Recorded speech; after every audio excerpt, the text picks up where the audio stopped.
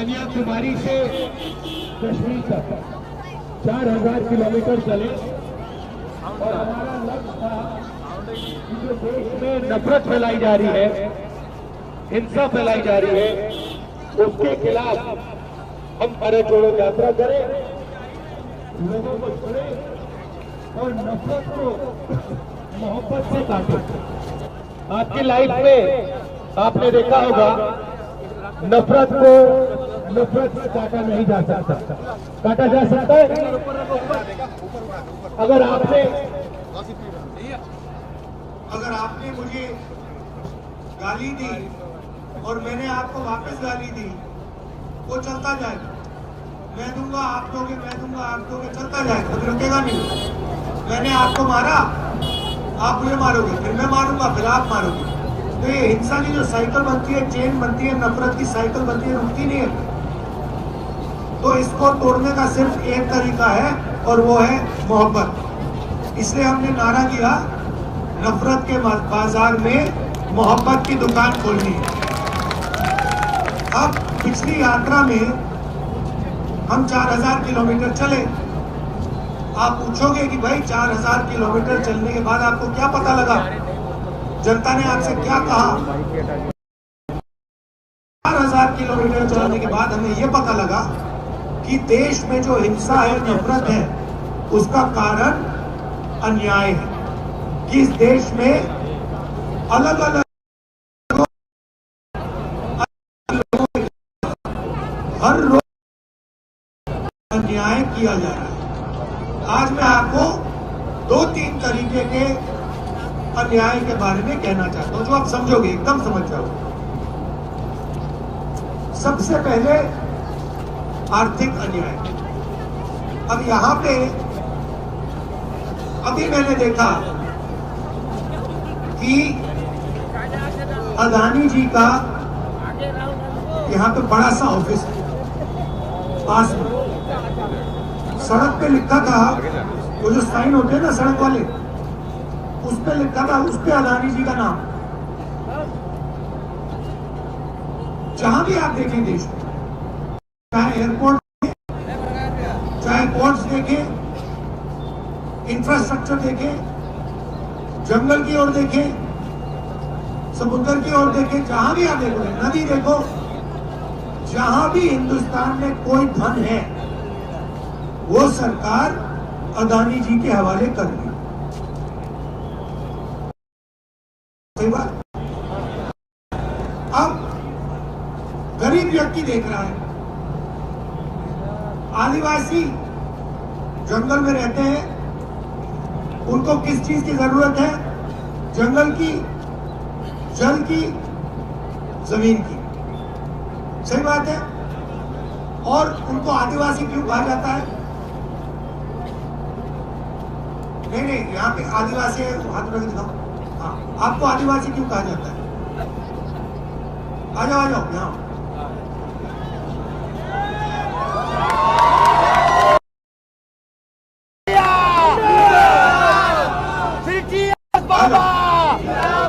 बैठो यहाँ, पैर नहीं छोड़ना, यहाँ ना बैठो।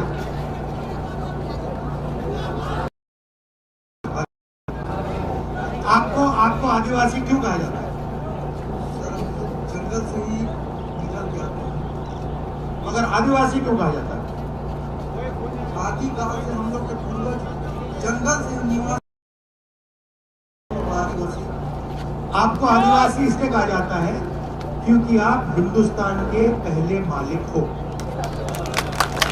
मतलब जो भी यहाँ था, जल था, जंगल था, जमीन थी, उसके पहले मालिक आदिवासी। अब बीजेपी ने नया शब्द निकाला है, वनवासी। सुना होगा आपने, मोदी जी कहते हैं वनवासी, सुने हैं ना? अब वनवासी का मतलब क्या भैया?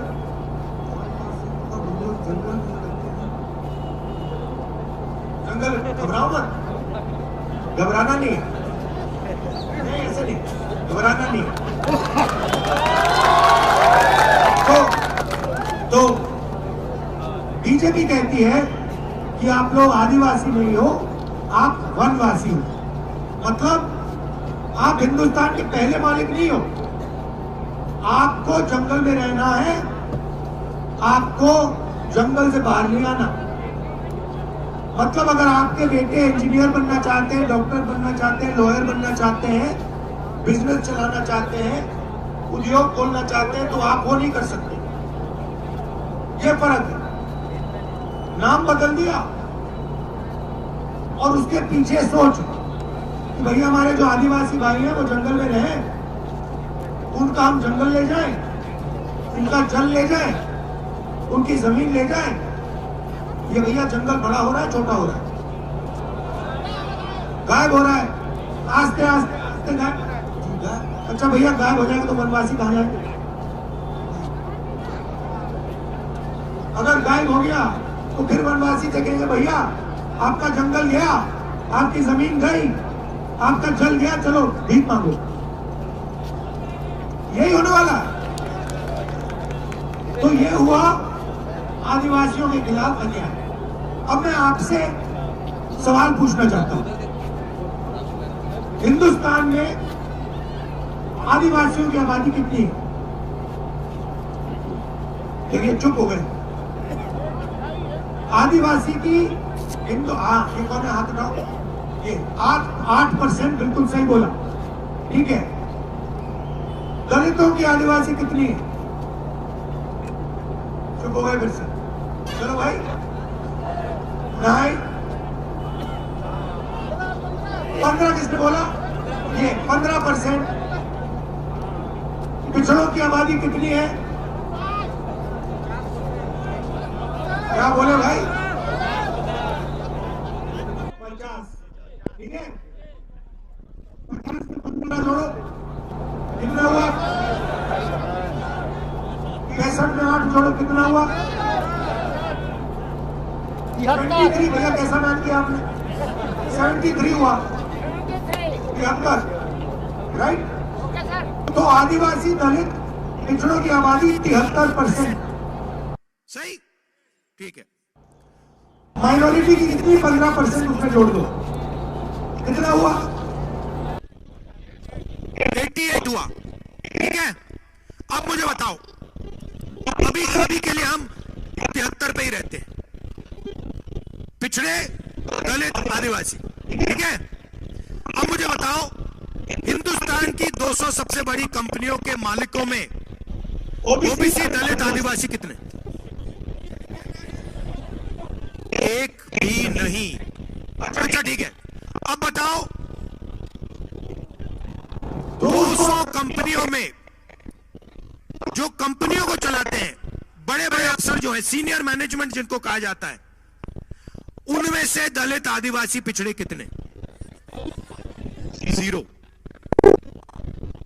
ठीक है। अब आप कहोगे भैया देखो, दलितों को, आप में से बहुत लोग कहोगे, मैं तो नहीं कहता हूं, मगर आप में से बहुत लोग कहोगे भैया दलितों को, आदिवासियों को, पिछड़ों को इन कंपनियों में नहीं जाना। मान लिया, ऐसे कहने के लिए मान लिया। अब मुझे बताओ, मीडिया में कितने? मीडिया में सबसे बढ़िया 100 मीडिया की कंपनी ले लो और मुझे बताओ उनमें से, उनके मालिकों में से पिछड़े दलित आदिवासी कितने? 0, ठीक है, छोड़ो। और ठीक है भैया, आदिवासी दलित पिछड़े लोग कहते हैं मालिक नहीं बनना चाहते, मान लो, तो फिर मुझे बताओ मैनेजमेंट में कितने? सीनियर अफसरों में से मीडिया में दलित आदिवासी पिछड़े कितने? 0। चलो कौन ठीक है, मीडिया छोड़ो, हमें मीडिया भी नहीं चाहिए, हमें 200 सबसे बड़े उद्योग नहीं चाहिए, हमें मीडिया नहीं चाहिए, ठीक है। अब मुझे बताओ, जो प्राइवेट अस्पताल चलाते हैं हिंदुस्तान में, आप जाते हो इलाज होता है प्राइवेट अस्पताल में,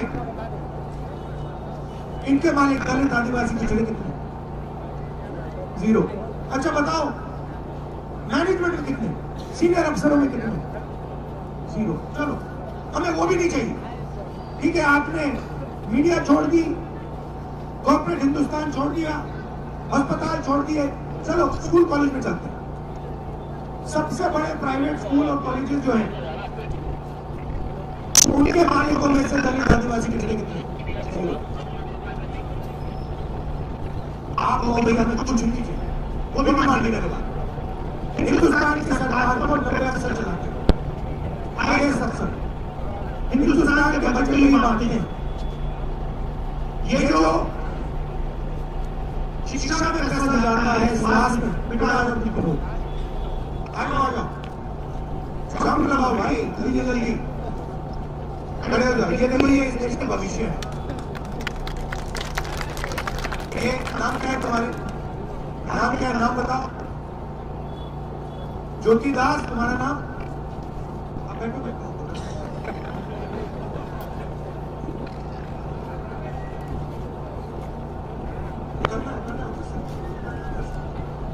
चलो इधर आओ, इधर आओ। तुम्हारा नाम क्या है? दीपिका दास। तुम्हारा नाम क्या है? अनन्या। बैठो यहाँ पे, बैठो यहाँ बैठो, सामने बैठो। देखना चाहिए लोगों को, इधर आओ, घबराना नहीं है। ये देखो, मैं इनको यहाँ बैठा रहा हूँ, ये हिंदुस्तान का भविष्य। तो अब आपने कॉर्पोरेट इंडिया छोड़ दिया, मीडिया छोड़ दिया, प्राइवेट अस्पताल छोड़ दिए, प्राइवेट स्कूल कॉलेज यूनिवर्सिटी छोड़ दिए। अब मैं कहता हूँ कि सरकार में तो भागीदारी होनी चाहिए। क्या लगता है, होनी चाहिए? ठीक है। 90 अफसर हिंदुस्तान के पूरे बजट को चलाते हैं। हर रुपया जो हिंदुस्तान की सरकार खर्च करती है, 90 अफसर लेते हैं। डिफेंस में कितना जाएगा? अदानी जी को कितने हथियार बेचने को मिलेंगे? अग्निवीर कैसे होगा? पेंशन में कितना पैसा जाएगा? स्वास्थ्य में कितना जाएगा? शिक्षा में कितना जाएगा? ये सब ये 90 अफसर निर्णय लेते हैं। चलो बताओ, 90 अफसरों में से 73% का कितना? 3। मतलब 73% आबादी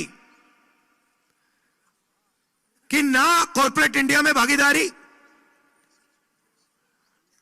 ना मीडिया में भागीदारी, ना स्कूलों कॉलेजेस में भागीदारी, ना अस्पतालों में भागीदारी। सरकार में 90 में से आपके 3 ओबीसी, 3, एक दलित, एक आदिवासी, मतलब 5। और अगर सरकार 100 रुपए खर्च करती है तो दलित, आदिवासी, पिछड़े अफसर कितना खर्च करते हैं? 6%। मतलब 100 रुपए में से 73% की भागीदारी 6 रुपए, उसमें 5% ओबीसी, 1% दलित और 100 में से 10 पैसे आदिवासी। बात आप समझ रहे हो? मतलब मोदी जी ओबीसी की बात करते हैं, गरीबों की बात करते हैं, पिछड़ों की बात करते हैं, गरीब जनरल कास्ट की बात करते हैं। मुझे बताओ, हिंदुस्तान की सबसे बड़ी 200 कंपनियों में गरीब जनरल कास्ट के कितने? मैं दलित, आदिवासी, पिछड़े भी छोड़ रहा हूं, गरीब जनरल कास्ट के लोग बताओ कितने? 0। IAS अफसरों में से गरीब जनरल कास्ट के कितने? 0। तो ये भैया देश को 1-2% लोगों ने पकड़ रखा है, गला पकड़ रखा है ऐसे, और बाकी लोग आगे पीछे देख रहे हैं, इधर उधर देख रहे हैं, और आपका पूरा का पूरा धन जेब में से निकल रहा है और उन्हीं चुने हुए लोगों के जेब में जा रहा है। आप जीएसटी देते हो? जीएसटी देते हो? क्या नाम है आपका? अग्रवाल जी, बड़ी सुंदर टी शर्ट पहनी है, हैं? बताओ भैया कितने की खरीदी? कितने की खरीदी टी शर्ट? 1000 रुपए की इन्होंने ये सुंदर टी शर्ट खरीदी। भैया इधर आओ, दिखाओ टी शर्ट, ये आ जाओ ऊपर। ये देखो, अग्रवाल जी चढ़ जाओ ऊपर।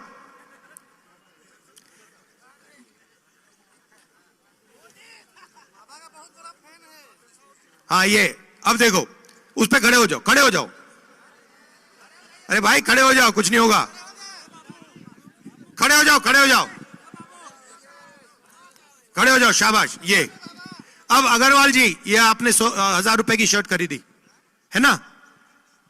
खरीदी या गिफ्ट दिया किसी ने? खरीदा। इसमें आपने जीएसटी कितनी दी?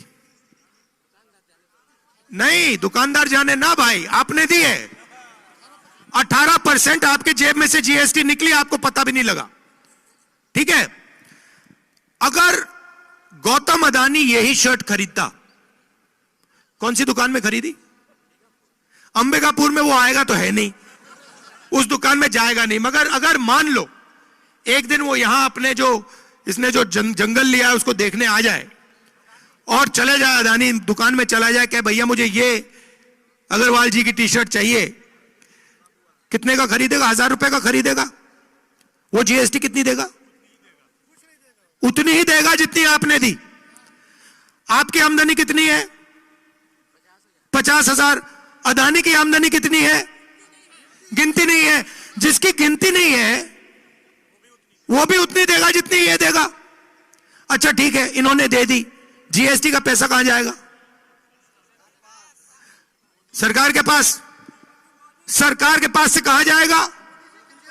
अदानी जी के पास। तो आप जीएसटी दे रहे हो, वो जीएसटी दे रहा है, आपका पूरा का पूरा जीएसटी का पैसा फिर से उसकी जेब में जा रहा है। अग्रवाल जी खड़े होइए एक मिनट। अब देखिए अग्रवाल जी, थोड़ा चौड़ा होके, ऊपर होके, ऊपर आइए, ऊपर आइए, घबराइए नहीं, टूट जाएगी बाद में देखेंगे। अब देखो, खड़े हो जाओ, हाँ छाती फैला के। अब देखो, अब मान लो अग्रवाल जी हमारे दोस्त हैं और ये कहीं किसी मार्केट में चले गए और किसी ने इनका, 2-3 लोगों ने सोचा कि भाई अग्रवाल जी की हम जेब काटेंगे। मान लो जो भी है, उन्होंने मन बना लिया कि भैया हम इसका जेब काटेंगे। तो पहला काम क्या होगा? पहला काम क्या करना पड़ेगा? 3 लोग आएंगे, अकेला तो नहीं आता ना, 3 आते हैं, एक आगे से आएगा, एक पीछे से आएगा, एक थोड़ा देखेगा दूर से। ठीक है, पहला आएगा क्या करेगा? और फिर हाँ ध्यान भटकाएगा, कहेगा भैया उधर देख, भैया उधर देख, भैया उधर देख। सही बात है। तो भैया देखो, आप सबका पहले ध्यान भटकाया जाता है। देखो भैया,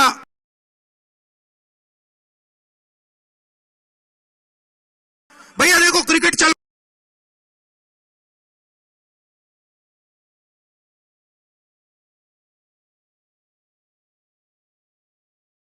फिर क्या होता है?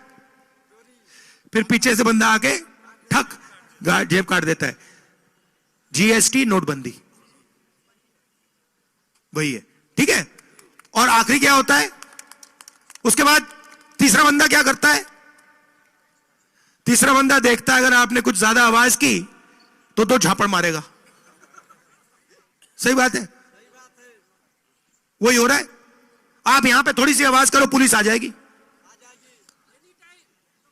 आप छोटे दुकानदार हो, आपने थोड़ा सा कहा कि भैया हमें अच्छा नहीं लग रहा, आ जाएगी ईडी, सीबीआई, इनकम टैक्स आ जाएगा। आप छोटे व्यापारी हो, आपने कहा भैया अदानी जी मुझे अच्छे नहीं लग रहे, एकदम आ जाएगी सीबीआई, ईडी, इनकम टैक्स। तो ये हो रहा है आर्थिक और सामाजिक अन्याय। 73% लोगों को कुछ नहीं मिल रहा हर रोज। अब देखिए अग्रवाल जी पढ़े लिखे हैं। अग्रवाल जी क्या एक्सपीरियंस है, क्या पढ़े आप? बिजनेस, मगर स्कूल, कॉलेज, यूनिवर्सिटी, बीए किया। देखो भैया बीए किया है। भैया एक बात बताओ, खड़े हो जाओ, आपके जेब में बटुआ है? नहीं है? पैसे हैं? अच्छा सेलफोन है? अगर मैंने आपसे सेलफोन निकाल, आपके जेब से सेलफोन निकाल दिया तो आपको पता लगेगा कि सेलफोन निकाल दिया? और मगर जैसे आपके हाथ में सेलफोन मैंने छीन लिया, आपको पता लगेगा? मगर आपसे 1,000 रुपए में से 18 रुपए 180 रुपए ले लिए गए, आपको मालूम ही नहीं, मगर आपको पता भी नहीं लगा। आपने सबके सामने कहा भैया मैंने जीएसटी नहीं दी, मैंने तो दी नहीं, दुकानदार जाने। भैया 180 रुपए दुकानदार ने आपके जेब से निकाल दिए, आपको पता भी नहीं लगा।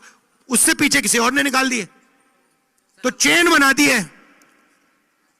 ये उससे पैसे ले रही हैं, ये उससे पैसे ले रहे हैं, ये उस चेन बनी हुई है, और अंत में चेन का पूरा फायदा अदानी जी का है। और आप लोग कह रहे हो भैया हमने तो 18% नहीं दिया, हमने 15% नहीं दिया। पेट्रोल भरते हो गाड़ी में, जीएसटी कितना लगता है? चुप हो गए, चुप हो गए। आपने ये टोपी खरीदी, जीएसटी कितनी लगी? नहीं मालूम। तो आपसे चोरी हो रही है, रोज हो रही है। तो मैं आपसे सिर्फ एक बात कहना चाहता हूं, आपको जो करना है करो। अच्छा, अगर मैं यहां 100 साल पहले आता और मैं आपसे पूछता भैया नशा किस चीजों से होता है, आप क्या बताते मुझे? नशा किन किन चीजों से नशा हो सकता है, क्या बताते मुझे? अगर 100 साल पहले आता, गांजा और दारू और देसी दारू। अच्छा, नशे का क्या मतलब होता है? नशे का मतलब जो नहीं, जिसका ध्यान भटक जाता है। शराब बंदा क्यों पीता है? क्योंकि वो जो उसकी जिंदगी है उसको देखना नहीं चाहता, वो ध्यान को भटकाना चाहता है, इसलिए लोग शराब पीते हैं। ये भैया ये जो सेलफोन है, इसमें आप कितने घंटे देखते हो दिन में? सच बताओ, मुस्कुराओ मत, कितने घंटे देखते हो इसमें? हाँ, 8-10 घंटा ये सेलफोन में अपना ध्यान रखता है। ये नशा नहीं है क्या? ये नशा है। 8 घंटे इनका ध्यान इधर उधर नहीं जाता, सिर्फ सेलफोन में जाता है। ये वीडियो देखते हैं, हंसी आती है, नशा। तो ये हो रहा है। तो मैं आपसे सिर्फ एक बात कहना चाहता हूं, सेलफोन पे आप देखना चाहते हो, वीडियो देखना चाहते हो, देखो, कोई इतराज नहीं। मगर जब आप सुबह उठोगे ना, आप अपने आप से एक सवाल पूछो, 3 बार दिन में पूछना कि इस देश का कितना धन आज मुझे मिला। फिर लंच के खाने के बाद फिर से कहना कि भैया आज मुझे इस देश का कितना धन मिला, और शाम को फिर से कि भैया आज मुझे इस देश का कितना धन मिला। मैंने कितनी मेहनत की, मैंने कितना काम किया, मैंने कितनी चोट खाई, और उसका फल मुझे कितना मिला। आपको यह सवाल 3 बार हर रोज पूछना चाहिए, और 10 दिन में आपको पता लग जाएगा कि आपको 24 घंटा एक सिस्टम ठग रहा है। उस सिस्टम के बिल्कुल ऊपर प्रधानमंत्री जी बैठे हैं। उस सिस्टम में 73% का कोई नहीं है। उस सिस्टम में गरीब जनरल कास्ट का कोई नहीं है। उसमें 100-200 लोगों का की दुकान चल रही है, 1000-2000 लोगों की दुकान चल रही है। बाकी लोग देख रहे हैं और भूखे मर रहे हैं, जीएसटी दे रहे हैं, और पेट्रोल के लिए पैसा ज्यादा देते जाते हैं, महंगाई बढ़ती जा रही है। यह हो रहा है। इसलिए हमने भारत जोड़ो यात्रा में अन्याय शब्द जोड़ दिया, क्योंकि यह पूरी की पूरी हिंसा जो हो रही है, नफरत जो फैल रही है, यह इसलिए हो रही है क्योंकि आपके खिलाफ, आप सबके खिलाफ इस देश में 24 घंटा अन्याय हो रहा है। शायद इतना हो गया है कि आपको पता भी नहीं लग रहा। जैसे आदत लग जाती है ना कि भैया ये तो होएगा ही होएगा। आप क्या करते हो? आप क्या करते हो? अच्छा ठीक है, पार्टी की सेवा करते हो। आप कोई बिजनेस करते हो, कोई काम करते हो? रिटायर हो गए। आप क्या करते हो? दुकान। कितनी बड़ी दुकान है? मीडियम साइज की। अगर आप दूसरी दुकान खोलना चाहो या तीसरी दुकान खोलना चाहो, जैसे फ्रेंचाइज करते हैं ना, आपने देखा होगा अदानी जी की, अंबानी जी की, मतलब हजारों दुकानें हैं। अगर आप बहुत अच्छी दुकान चलाते हो और आपने मन बना लिया कि भाई मैं अब दूसरी दुकान खोलूंगा, आप बैंक से लोन ले सकते हो। मिलेगा आपको। कहेंगे भैया जाओ यहां से, हम नहीं देंगे तुम्हें, तुम जानो, तुम्हारी दुकान जाने, दूसरी दुकान तुम नहीं खोल सकते, दूसरी दुकान सिर्फ अदानी अंबानी खोल सकते हैं। होगा कि आस्ते आस्ते उनकी दुकानें खुलती जाएंगी, 5-6 साल में आपको पता लगेगा, आपके यहां पे साइड में आ जाएगी एक दुकान, उसमें लोग नौकरी करेंगे, आपकी दुकान बंद हो जाएगी। नहीं मिलेगा, कैसे मिलेगा? नहीं मिलेगा। किसान का कर्जा माफ हो ही नहीं सकता। अदानी, हम भैया आप जानते हो हिंदुस्तान के सबसे बड़े बड़े अरबपतियों को कितना कर्जा माफ किया मोदी जी ने? कितना? ना, 14 लाख करोड़ रुपया। 14 लाख करोड़ रुपया। किसान का 14,000 नहीं माफ होता, 10,000 नहीं माफ होता। और क्या कहते हैं, जब किसान डिफॉल्ट करता है, जब किसान बैंक को पैसा वापस नहीं देता है, तो कहते हैं भैया तू चोर है। और जब अदानी पैसा नहीं देता तो कहते हैं भैया आजा थोड़ा और देते हैं तुझे। तो ये हो रहा है। इसलिए हमने भारत जोड़ो यात्रा न्याय यात्रा की है और इसमें आप शामिल हुए, इसके लिए दिल से आपको धन्यवाद करना चाहता हूं। नमस्कार, जय हिंद, धन्यवाद ब्रदर। न्याय का हक मिलने तक।